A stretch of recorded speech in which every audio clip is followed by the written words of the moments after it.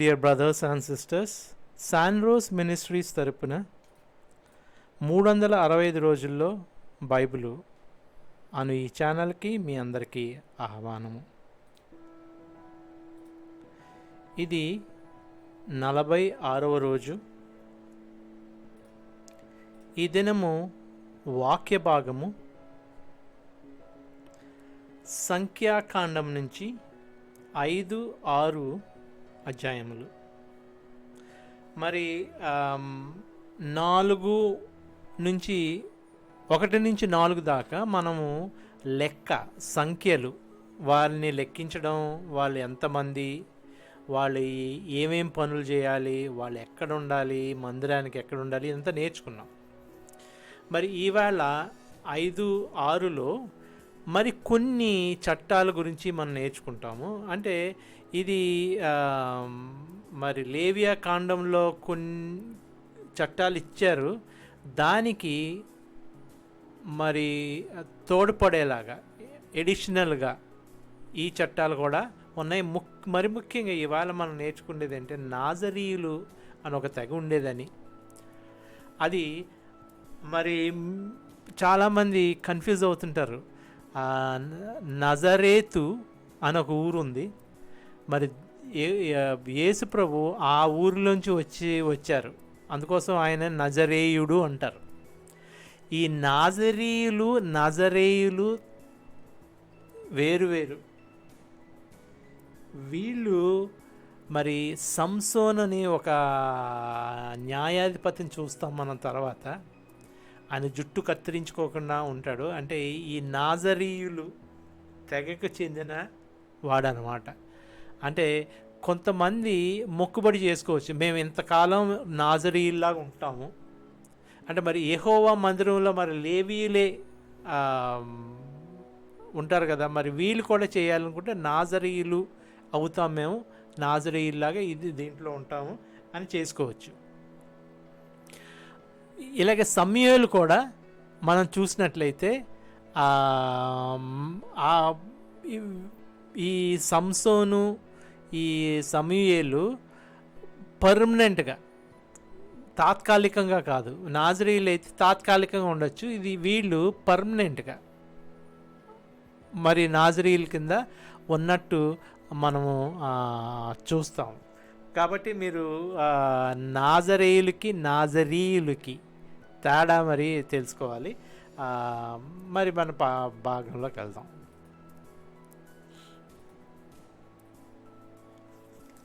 సంఖ్యాకాండము 5. శిబిరంలో ఆదేశాలు. శిబిరం అంటే మాకు ఇప్పటికే ఒక అవగాహన వచ్చి ఉంటుంది. వీళ్ళందరూ ఉండే ఒక స్థలాన్ని ఒక శిబిరము, క్యాంప్ అని పిలుస్తారు. వీళ్ళందరికీ చుట్టూరు ఒక మరి ప్రహరీ ఉంటుందో, మరి ప్రహరీ లేకుండా మరి వీళ్ళ మరి గుడారాలు వేసుకొని ఉంటారు.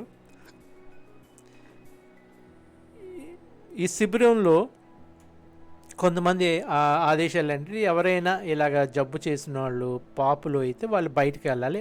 దాని గురించి ఇవాళ చూద్దాం. తర్వాత యెహోవా మోషేతో మాట్లాడారు. ఇశ్రాయేలు ప్రజలకు ఇలాగ ఆజ్ఞాపించు. నెంబర్ 1, చర్మంలో అంటువ్యాధి కలిగిన వాడిని, శరీరంలో నుండి స్రావం అవుతున్న వాడిని, శవాన్ని ముట్టుకొని అపవిత్రుడైన వాడిని శిబిరంలో నుండి బయటికి పంపివేయాలి. ఇక్కడ మనకి ఒక చిన్న డౌట్ వస్తుందండి. ఏంటి ఈ శవాన్ని ముట్టుకుంటే అపవిత్రం అవడం ఏంటి? అదేమి ఇది? మరి మన సొంతోళ్ళు మరి చనిపోతే వాళ్ళని మరి వాళ్ళని ముట్టుకోనివ్వకుండా ఇదేమి చట్టము అని మీరు అనుకుంటే, మీకు ఒకటి చిన్న విషయం చెప్తాను, వినండి. ఇది ఎప్పుడో జరిగిన సంగతులు. అప్పుడు ఈ డెడ్ బాడీస్లోంచి ఈ జర్మ్స్ ఉంటాయి.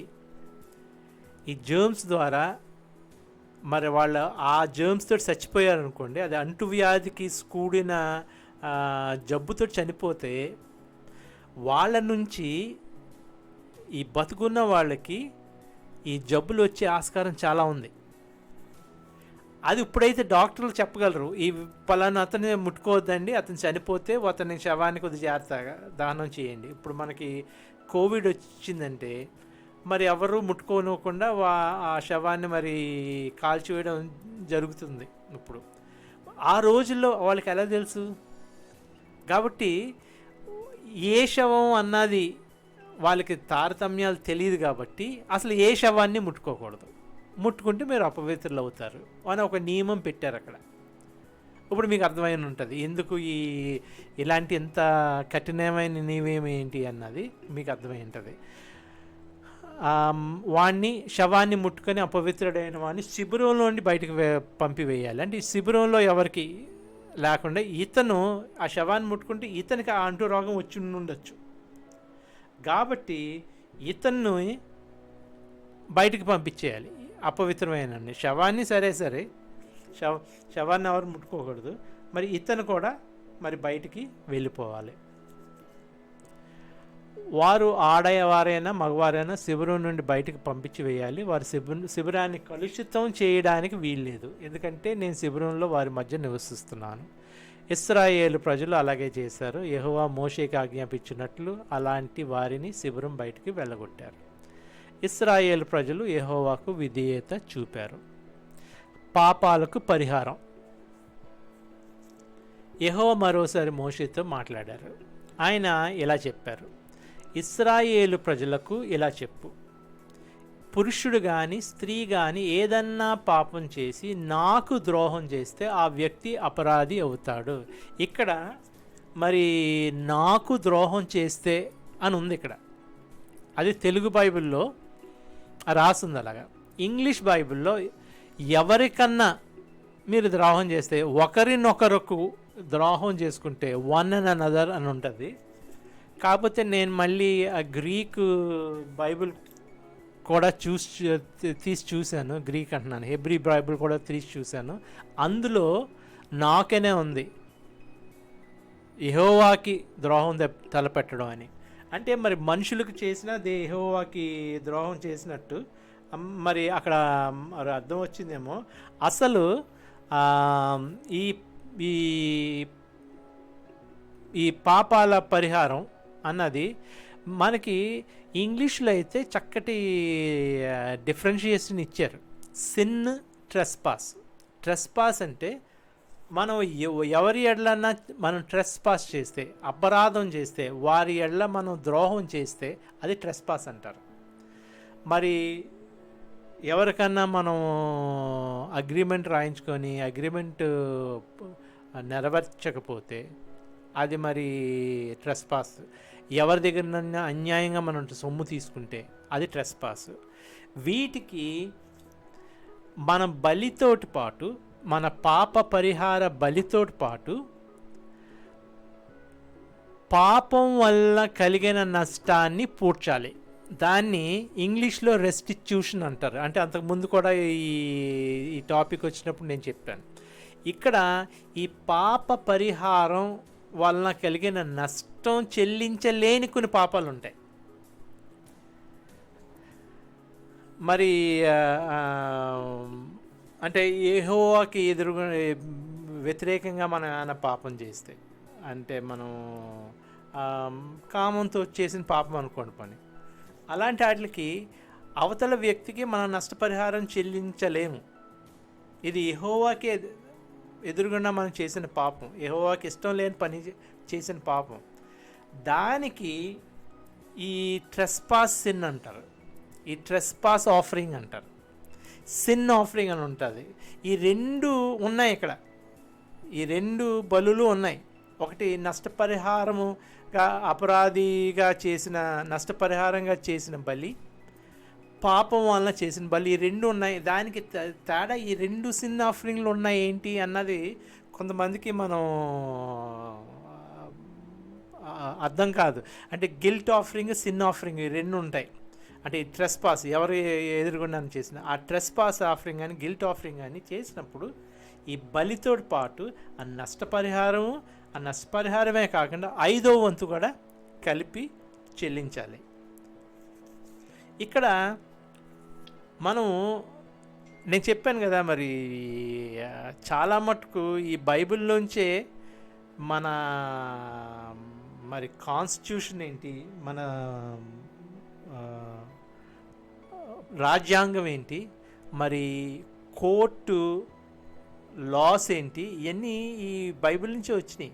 మనం ఈవేళ చూసుకుంటే ఎవరన్నా మన మీద ఆ, ఇదేసారనుకోండి, దావా వేసారనుకోండి, కోర్టులో దావా వేసారనుకోండి, వాళ్ళు 100 రూపాయలు వాళ్ళకి ఇవ్వాలని దావా వేస్తే ఆ 100 రూపాయలు ఇస్తే సరిపోదు. అక్కడ దానికి తగ్గట్టు కోర్టు ఫీజులు అని కొన్ని ఉంటాయి, అది కూడా కలిపి ఇవ్వాల్సి ఉంటుంది. ఆ కోర్టు ఫీజులు పర్సెంటేజ్ బట్టి నిర్ణయిస్తారు. మనం ఈ కోర్టు బుక్ తీస్తే సివిల్ ప్రొసీజర్ రూల్స్ అని మాకు ఉంటుంది, మరి ఇండియాలో ఎలాగుంటుందో తెలీదు. అది తీసుకుంటే మనకు ఒక పర్సంటేజ్ బట్టి ఈ మనం ఇవ్వాల్సింది ప్లస్ ఇది కూడా కలిపి చెల్లించాలి. ఇక్కడ చూడండి, మీరు ఆ చెల్లించవలసిందే కాకుండా 5వ వంతు కూడా అదనంగా కలిపి చెల్లించాలి. మరి చూద్దాం, మళ్ళీ చదువుతాను మొత్తం నుంచి.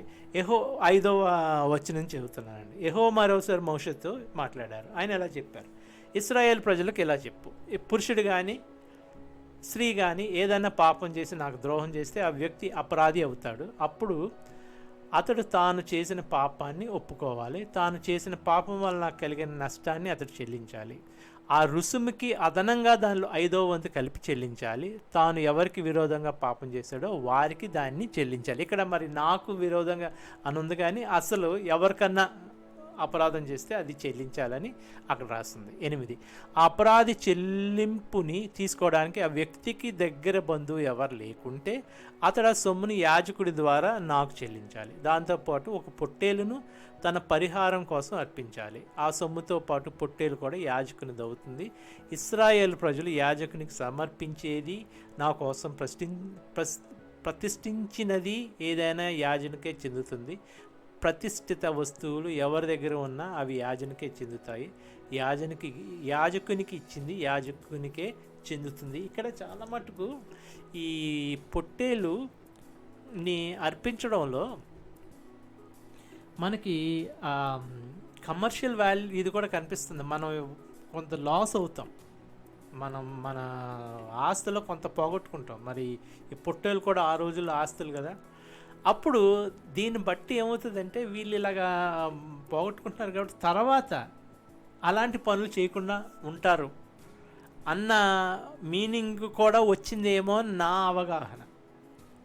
ఇది దేవునికి అర్పించి దేవుని ద్వారా క్షమాపణ పొందడమే కాకుండా దీని ద్వారా వాళ్ళు మళ్ళీ అలాంటి పనులు చేయకుండా ఉంటారని ఉందేమో నా అవగాహన. ఇంకోటి చూద్దాం. ఇక్కడ ద్రోహం చేసిన భార్యకు పరీక్ష. 11, యెహోవా మళ్ళీ మోషేతో మాట్లాడారు. ఇశ్రాయేలు ప్రజలతో మాట్లాడి వారికి ఇలా చెప్పు, ఎవరికైనా ఒకడి భార్య దారి తప్పి అతనికి ద్రోహం చేసినప్పుడు, అంటే వేరే వ్యక్తి ఆమెతో సంబంధం పెట్టుకున్నాడు అనుకోండి, అప్పుడు ఆమె అపవిత్రమైనట్టే. అది మొదటి పాయింట్. ఎవరైనా భార్య ఎవరితోటన్నా వెళ్ళినప్పుడు ఆ భార్య అపవిత్రమైనట్టే. ఆ విషయాన్ని ఆమె భర్త చూడకపోయినా అతనికి తెలియకపోయినా ఆ కార్యం చేస్తుండగా ఎవరు పట్టుకోకపోయినా ఆమెకి వ్యతిరేకంగా సాక్ష్యం చెప్పడానికి ఎవరు ముందుకు రాకపోయినా ఆమె పట్టుబడదు. ఒకవేళ భర్తకి పట్టించుకోకపోతే సరే భర్త ఒకవేళ అతను అనుమానం వచ్చి భార్య మీద, కానీ ఈ సాక్ష్యం లేకపోవడం వల్ల దాన్ని ప్రూవ్ చేయలేకపోతే అప్పుడు అలాంటి విషయాల్లో ఏమి చేయాలి అన్నది ఇక్కడ. కానీ ఆ భర్త మనసులో రోషం పుట్టి తన భార్య అపవిత్రమైన సంగతి గ్రహిస్తే, లేదా ఆమె అపవిత్రం కాకపోయినా అలాంటిదే అనుమానం అతని మనసులో కలిగితే అతడు చేయాల్సింది ఇది. ఒకవేళ అతను గ్రహించి ఆ పట్టుబడితే సరే దానికి తగ్గట్టు శాసనాలు ఉన్నాయి. ఒకటి, విడాకుల పత్రం ఇచ్చి ఆవిడని వదిలేయచ్చు. ఒకవేళ ఆవిడ పట్టుబడక లేదనుకోండి, ఈతనికి అనుమానమే ఉంది, కేవలం అనుమానమే. దాంతో కోపం కూడా ఉంది, ఈవిడ ఇలాంటిది చేసిందేమో అని. అప్పుడు జరగవలసిన రోషం పుట్టి తన భార్య అపవిత్రమైన సంగతి గ్రహిస్తే, లేక అపవిత్రం కాకపోయినా అలాంటిదే అనుమానం అతని మనసులో కలిగితే అతడు చేయాల్సింది ఇది. 15 అలాంటి విషయాల్లో ఆ వ్యక్తి తన భార్యను యాజకుడి దగ్గరికి తీసుకురావాలి. ఆమెతో పాటు తూమెడు యవల పిండిలో 10వ వంతు కూడా తీసుకురావాలి. తూమెడులో 10వ వంతు. దాని మీద నూనె పోయకూడదు, సాంబ్రాణి వేయకూడదు, ఎందుకంటే అది రోషాన్ని సూచించే నైవేద్యం, పాపాన్ని సూచించడానికి చేస్తున్న నైవేద్యం. 16 యాజకుడు ఆమెను యెహోవా సమక్షానికి తీసుకురావాలి. తర్వాత యాజకుడు మట్టి కుండలో పవిత్ర జలం తీసుకోవాలి. మందిరం నేలపై నుండి కొంత ధూళి తీసుకొని ఆ నీళ్ళలో కలపాలి. తర్వాత యాజకుడు యెహోవా సమక్షంలో ఆ స్త్రీని నిలబెట్టాలి. ఆ స్త్రీ తలపై ముసుగుని తీసి ఆమె జుట్టు జడలు విప్పాలి. రోషం కారణంగా చేసిన నైవేద్యాన్ని, అంటే పాపానికి సూచనగా ఉన్న నైవేద్యాన్ని యాజకుడు ఆమె చేతుల్లో ఉంచాలి. ఇది రోషం కారణంగా చేసిన నైవేద్యం. ఆ సమయంలో శాపాన్ని కలిగించే చేదు నీళ్లు యాజకుడి చేతిలో ఉండాలి. అప్పుడు యాజకుడు ఆ స్త్రీతో ఒట్టు పెట్టించి ఇలా చెప్పాలి: ఏ పురుషుడు నీతో లైంగికంగా కలవకపోతే, నువ్వు దారి తప్పి అపవిత్ర కార్యం చేయకపోతే శాపాన్ని కలిగించే ఈ చేదు నీళ్లు నీపై ప్రభావం చూపించవు. అది ఆ స్త్రీని నిలబెట్టి ఆ స్త్రీ చేత ఇలా చెప్పించాలి. అంటే ఈ చేదు నీళ్లు శాపాన్ని కలిగించే చేదు నీళ్ళు ఎలా శాపాన్ని కలిగిస్తే అది కొద్దిసేపట్లో చెప్తాను. ఆవిడ ఏమన్నాలంటే, నేను కానీ తప్పు చేయకపోతే ఈ శాపం కలిగించే ఈ నీళ్లు నన్ను ఏమి చేయవు, ఒకవేళ తప్పు చేస్తే ఈ శాపం కలిగించే నీళ్లు నాకు ఈ శాపాన్ని ఇస్తాయి అని ఆవిడ ఒక ఒట్టు పెట్టుకోవాలి. ఎవరి సమక్షంలో? దేవుని సమక్షంలో. ఆ రోజుల్లో దేవుడు అంటే చాలా భయం ప్రజలకి. మొట్టమొదటిగా అందరూ దేవుని సమక్షంలో కూర్చొని అదేదో ఉత్తుత్తి చేయడానికి అంత సాహసించేవాళ్ళు కాదు అక్కడ. ఎందుకంటే ఎన్నో చూశారు కదా, వాళ్ళ కళ్ళెదురుగుండానే ఈ చేయకూడని పనులు చేసి ఈ యాజకులైన అహరోను కొడుకులు వెళ్ళి వెయ్యకూడని అగ్ని వేసినప్పుడు వాళ్ళు అగ్నిలో దహించకపోయారని వీళ్ళకి తెలుసు. వీళ్ళకి అంత యెహోవా ఎంత శక్తి గలవాడో, ఎంత పవర్ఫుల్లో వీళ్ళకి తెలుసు. కాబట్టి అంత ఈజీగా వీళ్ళు వెళ్ళి అలాంటి ఇది చేయరు. అదొకటి గుర్తించాలి మీరు. ఏంటిది ఎంత ఈజీగా ఉంది, ఇది ఎవరైనా చేయొచ్చు కదా అనుకోవడానికి అంత ధైర్యంగా చేసే ఇది కాదు అప్పుడు. సో ఈవిడ కథలోకి వద్దాం. ఈవిడ నించొని, నాకు ఇలాంటి శాపం కలగదు, ఒకవేళ ఈ నీళ్ళు తాగినా నాకు ఏమీ అవ్వదు అని ఆవిడ ఒక ఒట్టు పెట్టుకోవాలి. 20 కానీ ఆ భర్త ఆధీనంలో ఉన్న నువ్వు దారి తప్పి ఉంటే, అపవిత్రాలువైతే వేరే వ్యక్తి నీతో సంబంధం పెట్టుకుంటే, ఇక్కడ యాజకుడు ఆమె పైకి శాపం వచ్చేట్లు ఆమెతో ఒట్టు పెట్టించాలి. తర్వాత తన మాటలు సాగించాలి. యెహోవా నీ ప్రజల్లో అందరికీ తీసేలాగా నిన్ను శాపానికి గురి చేస్తాడు గాక. నీ తొడలు బలహీనమై నీ కడుపు ఉబ్బిపోతుంది. శాపాన్ని కలిగించే ఈ నీళ్లు నీ కడుపులోకి వెళ్ళి నీ పొత్తి కడుపు ఉబ్బిపోయేలా చేసి నీ తొడలను బలహీనం చేస్తాయి. యాజకుడు ఇలా చెప్పిన తర్వాత ఆ స్త్రీ, నేను దోషినైతే అలాగే జరగాలి అని చెప్పాలి. అప్పుడు యాజకుడు అంటాడు, ఒకవేళ నువ్వు ఇది పని చేస్తే ఈ నీళ్లు తాగిన వెంటనే నీకు ఇలాగవుతుంది, నీ కడుపు ఉబ్బిపోతుంది. అంటే పొత్తి కడుపు అంటే ఈ గర్భము ఇంకా పనిచేయదు అన్నమాట. గర్భం రాదు నీకు. నీ తొడలు బలహీనమైపోతాయి. అంటే నీకు ఇంకా పిల్లలు పుట్టే స్తోమత ఉండదు ఈ నీళ్ళు తాగితే. ఆ శాపం ఏంటంటే నీకు పిల్లలు పుట్టే స్తోమత కలగదు అని. నువ్వు ఒకవేళ తప్పు చేస్తే, తప్పు చేయకపోతే నీళ్ళు నేనేం చేయవు. యాజకుడు అప్పుడు ఆ శాపాలను ఒక పత్రంపై రాయాలి. రాసిన ఆ శాపాలను చేదు నీళ్లతో తుడిచివేయాలి. తర్వాత యాజకుడు శాపాన్ని కలిగించే ఆ చేదు నీళ్ళని ఆమెతో తాగించాలి. శాపాన్ని కలిగించే ఆ నీళ్లు ఆమెలో చేదును పుట్టిస్తాయి. తర్వాత యాజకుడు రోషం కారణంగా అర్పించిన నైవేద్యాన్ని ఆమె చేతిలోనే తీసుకొని యెహోవా సమక్షంలోకి పైకెత్తి ఊపి దాన్ని బలిపీఠం దగ్గరికి తీసుకురావాలి. తర్వాత యాజకుడు నైవేద్యం నుండి ఓ గుప్పిడి తీసి బలిపీఠం పైన దాన్ని దహించాలి. ఆ తర్వాత ఆ నీళ్లను ఆమెకు తాగించాలి. ఇది ఒక చిన్న ఇది చూడండి. ఇక్కడ ఆ నీళ్లు తాగితే చేదు నీళ్ళు, ఒకటి ఆవిడ తప్పు చేస్తే శాపం వస్తుంది ఆవిడకి. ఆ నీళ్ళ వలన గర్భసంచి మరి పాడైపోతుంది. ఒకవేళ ఆవిడ తప్పు చేయకపోతే ఆవిడకి ఏమవ్వదు. అంటే ఒకవేళ ఆవిడ తప్పు చేయని ఆవిడ నీళ్లు తాగితే మరి నీళ్ళ వలన ప్రభావం అవుతుందా అంటే నీళ్ళలో ఏం ప్రభావం లేదు. నీళ్ళలో ఈ మసి బూడిద వేసిన నీళ్ళే తప్పించి ఆ నీళ్లు తాగితే మామూలు వాళ్ళు ఎవరన్నా తాగితే నీళ్ళ వలన ఏ ప్రభావం వాళ్ళకి ఉండదు. అలాగే అయినప్పుడు ఈవిడ తప్పు చేస్తే మరి ఆ నీళ్ళు తాగినా ఏం చేయలేవు కదా. అంటే ఒకటి గుర్తించుకోండి మీరు, ఇది దేవుడు చెప్పిన ప్రమాణం, ఇది దేవుడు సమక్షంలో జరుగుతున్న ప్రమాణం. చేదు నీళ్ళని తీపి చేసే దేవుడు తీపి నీళ్లను చేదు చేయలేడా? అర్థమవుతుందండి మీకు?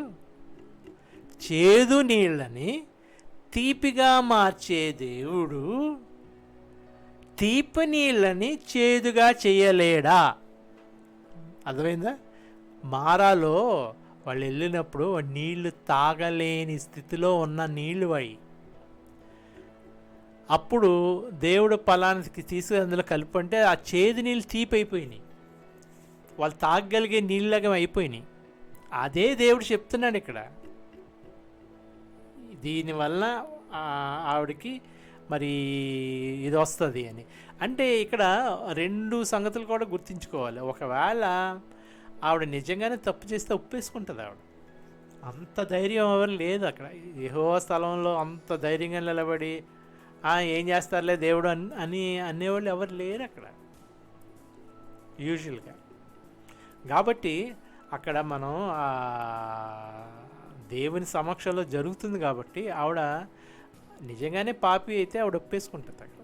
ఒకవేళ పాపి కాకపోతే నీళ్ళు తాగడం వల్ల ఏం లేదు, ఆవిడకి ఏం అవ్వదు. ఏదే నీళ్ళలో కొద్దిగా మసి బూడిద కలిపిన నీళ్ళు అంతే, అంతకు మించి అదేం లేదు. 27 యాజకుడు ఆమెకు నీళ్ళు తాగించినప్పుడు ఒకవేళ ఆమె అపవిత్రాలైతే తన భర్తకు ద్రోహం చేసి ఉంటే శాపం కలగజేసి ఆ నీళ్ళు ఆమె కడుపులోకి వెళ్ళి చేదవుతాయి. ఆమె పొత్తి కడుపు వాచి ఉబ్బుతుంది, ఆమె తొడలు బలహీనం అవుతాయి, ఆమె తన ప్రజల్లో శాపగ్రస్తురాలు అవుతుంది. ఒకవేళ ఆ స్త్రీ అపవిత్రం కాకుండా అపవిత్రంగా ఉంటే విడుదల పొందుతుంది, ఆమె సంతానం పొందడానికి యోగ్యురాలు అవుతుంది. అనుమానం గురించిన చట్టం ఇది. భర్త ఆధీనంలో ఉన్న ఏ స్త్రీ అయినా దారి తప్పి అపవిత్రాలైనప్పుడు పాటించాల్సిన చట్టం ఇది. ఒకవేళ భర్తకు తన భార్యపై అనుమానం కలిగిన ఇదే చట్టం పాటించాలి. అతడు ఆమెను యెహోవా సమక్షంలోకి తీసుకురావాలి. ఈ అనుమానం గురించి చట్టం వివరించిన వాటన్నిటినీ యాజకుడు ఆమె విషయంలో జరిగించాలి. అప్పుడు ఆ వ్యక్తి తన భార్యను యాజకుడి దగ్గరకు తీసుకువచ్చే నేరం నుండి విముక్తుడవుతాడు. ఆ స్త్రీ ఏదైనా అపరాధం చేస్తే ఆ శిక్ష భరించాలి. ఇప్పుడు ఒకటి భర్త అనుమానం తీరిపోద్దండి అక్కడ ఖచ్చితంగా. ఇంక మళ్ళీ భార్యని అనుమానించడం, ఒకవేళ నిజంగానే భార్య మంచిది అయి ఉంటే. 6 ఇది నాజీరు అని ఒక మనం మందిరంలో అందరూ వెళ్ళారు కదా, లేవీలు వెళ్తారు. ఇలాగ వెళ్ళాలనుకున్న వాళ్ళు ఈ నాజీర్ లాగా మారి వెళ్ళొచ్చు అనమాట. ఈ నాజీర్లకి కొన్ని నియమాలు ఉంటాయి. ఆ నియమాల గురించి చదువుదాము. వాళ్ళు ఆ నియమాలు పాటిస్తూ ఎంతకాలం మేము నాజీరులుగా ఉంటాము, యెహోవాకి మేము సమర్పించుకుంటాము అని చేయొచ్చు. వీళ్ళు సంసోను సమయాలు అయితే ఎల్లకాలం పర్మనెంట్గా వాళ్ళు నాజీరులుగానే ఉండాలి అన్న మొక్కుబడి ఉండింది. ఈ నాజీర్లు అయితే కొంతకాలం వరకే అలా ఉండొచ్చు. ఇది చూద్దాం. 6 తర్వాత యెహోవా మోషేతో మాట్లాడారు.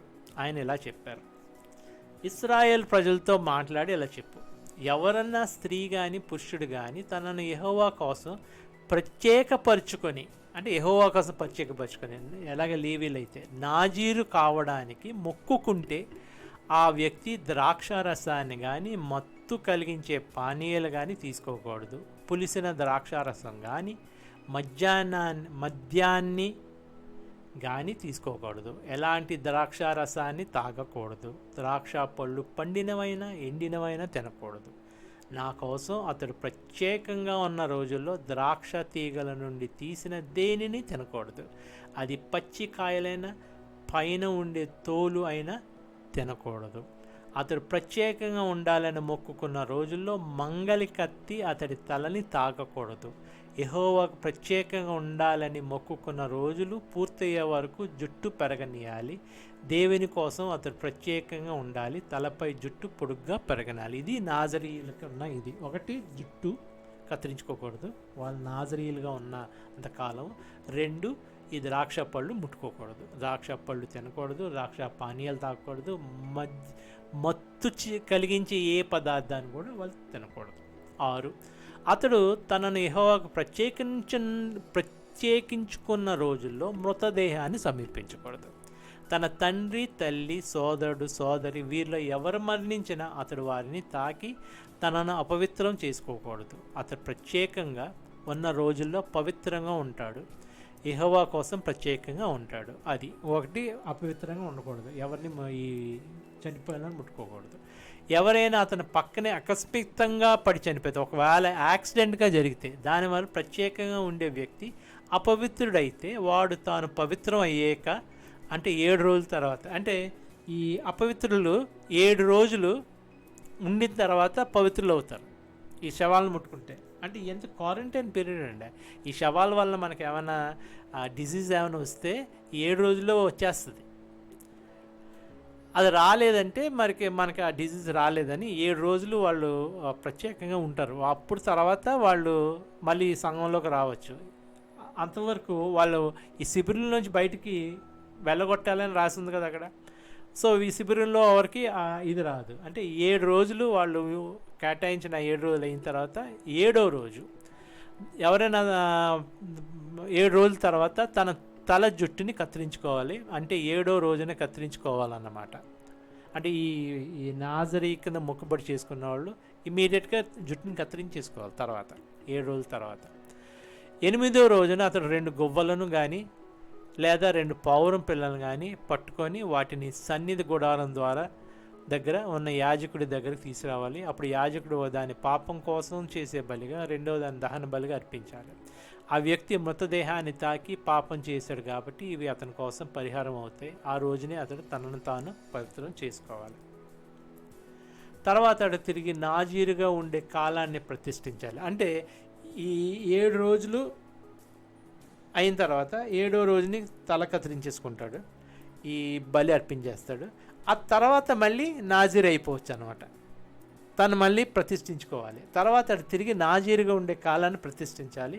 అతడు అపరాధ బలిగా ఒక 1 ఏడాది వయసున్న మగ గొర్రె పిల్లని తీసుకురావాలి. అతడు అపవిత్రుడు కాకముందు మొక్కుకున్న రోజులు లెక్కలోకి రాకూడదు. ఎందుకంటే అతడు యెహోవా కోసం ప్రత్యేకంగా ఉండి అపవిత్రం అయ్యాడు. అంటే నేను 1 నెల రోజులు నాజీరుగా ఉంటాను అని మొక్కుకున్నావు.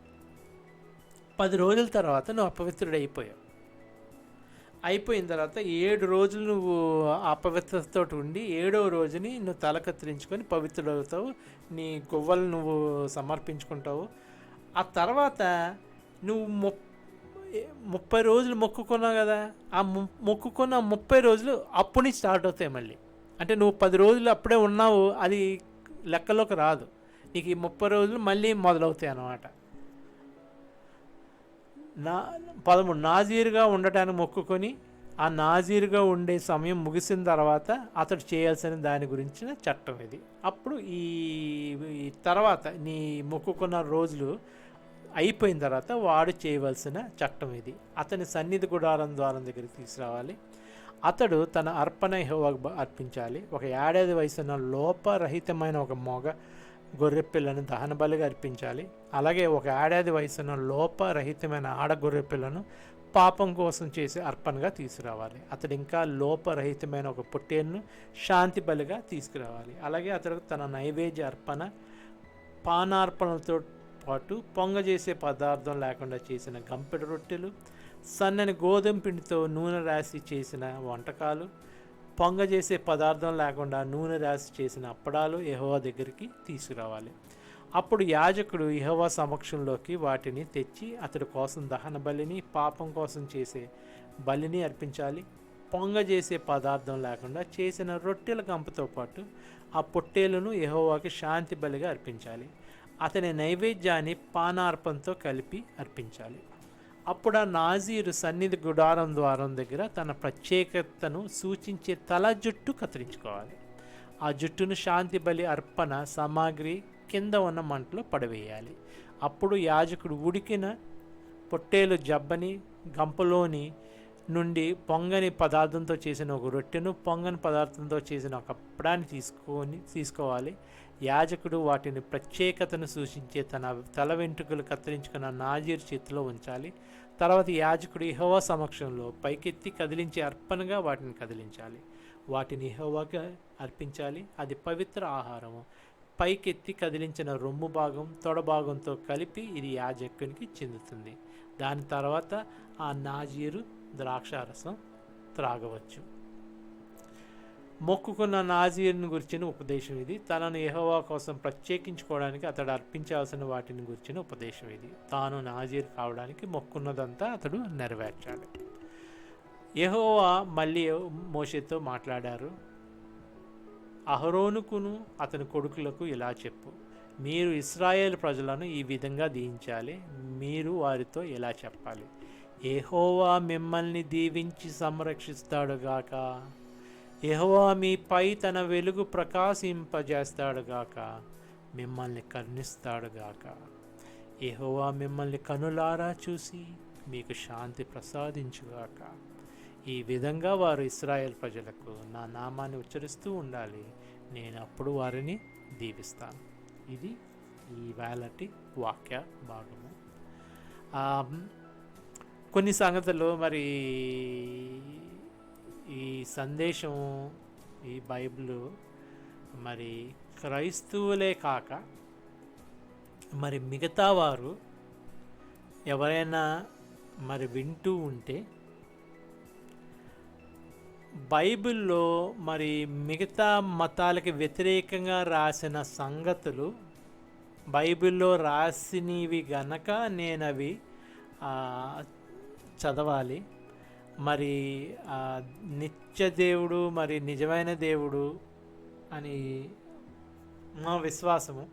ఆయన యందు మేము విశ్వసిస్తున్నాము. అందుకోసమే మా భక్తి విశ్వాసము అన్న ఒక మాట మీద ఆధారితమైనది. ఆయనే దేవుడు అన్న విశ్వాసము మీద ఆధారమై ఉన్నది. మరి ఆయన దేవుడు అయినప్పుడు మరి మిగతా దేవుళ్ళని మేము నమ్మకపోవడం అటుంచి వాళ్ళు లేరు అన్న నమ్మకం కూడా మాకు ఉంది. ఎందుకంటే ఒకే నిజమైన దేవుడు ఉన్నప్పుడు ఇంకో దేవుడు లేడన్న నమ్మకం మాది. అలాగా చెప్తున్నప్పుడు మా దేవుల్ని ఇతను దూషిస్తున్నాడు అని అనుకోవద్దు దయచేసి. అది నా అభిమతం కాదు. నేను చెప్తున్నది నా దేవుడే నిజమైన దేవుడు అని మేము విశ్వాసంతో ఉన్నాము. ఆ విశ్వాస ప్రకారం ఆయన తప్పించి ఇంకో దేవుడు లేడు అన్న ఆ విశ్వాసం. అంటే మరి ప్రతి భక్తికి ఫెయిత్ అంటారు. భక్తినే ఫెయిత్ అంటారు. ప్రతి వాళ్ళకి ఒక ఫెయిత్ ఉంటుంది. ఆ ఫెయిత్ ద్వారానే మేము చేసే పనులు మా దేవుని గురించి మేము చేసే పనుల్లో మొట్టమొదటిది చివరిది మరి అన్నీ సమకూడిన పద్ధతి ఏంటంటే ఆ దేవుని యందు మేము విశ్వాసం ఉంచుతాము. ఆయన ఒక్కడే నిజమైన దేవుడు అనే విశ్వాసం ఉంచుతున్నాం కాబట్టి మరి ఆయన ఒక్కడే నిజమైన దేవుడు అన్నప్పుడు ఆయన విగ్రహారాధనలు చేయొద్దు, ఇంకో మా దేవుళ్ళకి విగ్రహారాధనలు చేయొద్దు అని అన్నప్పుడు మేము ఆయన ఒక్కడే దేవుడు కాబట్టి మిగతా దేవుడు లేరు అన్న విశ్వాసం కూడా ఉంటుంది. మరి ఈ దీంతో పాటు అది కూడా వస్తుంది. కాబట్టి ఆయన విగ్రహాలు చేయదంటే బైబిల్లో రాసిందంటే మేము అది నిజమని నమ్ముతాం మేము. మరి ఇంకో పద్ధతి కూడా, మనకి ఒకే దేవుడు అయినప్పుడు మనం ఒక దేవుడిని పూజిస్తున్నప్పుడు, ఏ దేవుడైనా సరే పోనీ ఇంకో దేవుడిని కూడా మనం పూజిస్తుంటే ఈ దేవుడి మీద నమ్మకం లేదు, ఈ దేవుడి మీద మనకు ఫెయిత్ లేదు, కాబట్టి ఆ దేవుడు కూడా మనకు అవసరం. ఈ దేవుడు కాదు మళ్ళీ ఇంకో దేవుడు కూడా అవసరం.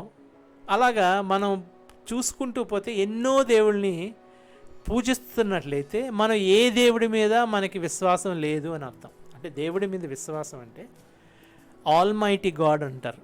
దేవుడు ఒక్కడే కాబట్టి దేవుడు ఆల్మైటీ గాడ్, అన్నీ చేయగల దేవుడు. ఆయనే సృష్టి చేయగలడు, ఆయనే పాప పరిహారం మనకి ఇవ్వగలడు, ఆయనే మనల్ని శిక్షించే దేవుడు. ఇవన్నీ చేసే మనల్ని పాపాలని విముక్తి చేసే దేవుడు, మనల్ని పుట్టించిన దేవుడు, మన జబ్బులను నయం చేసే దేవుడు ఆయనే, మనకి ధన సహాయం చేయగలిగిన దేవుడు ఆయనే, మనకి అభివృద్ధి కలగజేసే దేవుడు ఆయనే, మన అపరాధాలని మన ప్రమాదాలని లోంచి తెప్పించే దేవుడు ఆయనే, మన ఆటంకాలని తీసే దేవుడు ఆయనే. ఆల్మైటీ అంటే అన్నీ చేయగల దేవుడు.